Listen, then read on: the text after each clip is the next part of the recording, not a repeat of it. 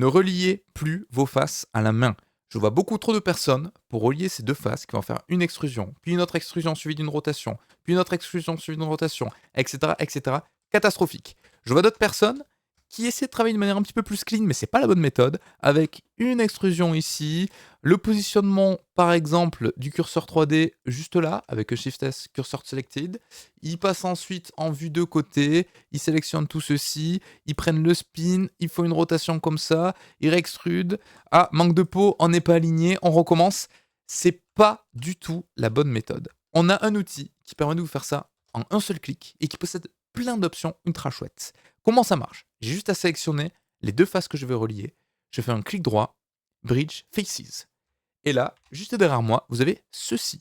Par défaut, il va vous relier les deux faces. Donc déjà, c'est bien plus clean que ce que vous essayez de faire. Mais là, on a un petit défaut, c'est que c'est pas courbé. Pas de problème. On a juste augmenté ici le number of cuts et automatiquement, il va faire quelque chose de courbé. Vous avez même plein d'options. Vous pouvez twister si vous voulez votre élément pour faire une rotation. Vous pouvez également, si vous le souhaitez, je vais remettre un twist à 0 et un number of cuts à 20 par exemple.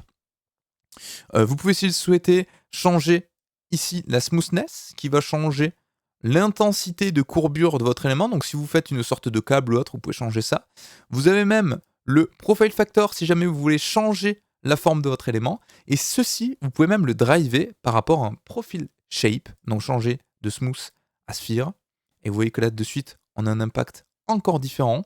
Vous pouvez également passer, en changeant ceci, de sphere à root, de root à inverse square, de inverse square à sharp, et en linéaire, qui est celui qu'on utilise le moins. Moi, j'avoue que souvent, je passe en mode sphère, et ça me permet, ici, en changeant ceci et cela, d'avoir un effet beaucoup plus organique. Je peux augmenter le nombre de subdivisions à 50, et voilà ce que j'obtiens directement, uniquement avec un clic droit. Donc vous voyez, c'est quand même beaucoup plus rapide, beaucoup plus pratique. Et là, vous avez quelque chose qui a été relié de manière ultra clean. Donc, vous êtes sûr de tomber parfaitement sur la face. Vous êtes sûr que tout soit mergé correctement. Vous n'avez pas besoin de gérer après coup la superposition de points d'arête de face. Donc, c'est la bonne technique avec un clic droit, Bridge Faces. Ça vous le fait automatiquement. Et là, vous voyez, pour vous montrer à quel point ça marche, je peux resélectionner cette face-là et celle-ci, par exemple. Je vais faire un clic droit, Bridge Faces. Et vous voyez que j'ai exactement la même chose. J'augmente le nombre de cuts.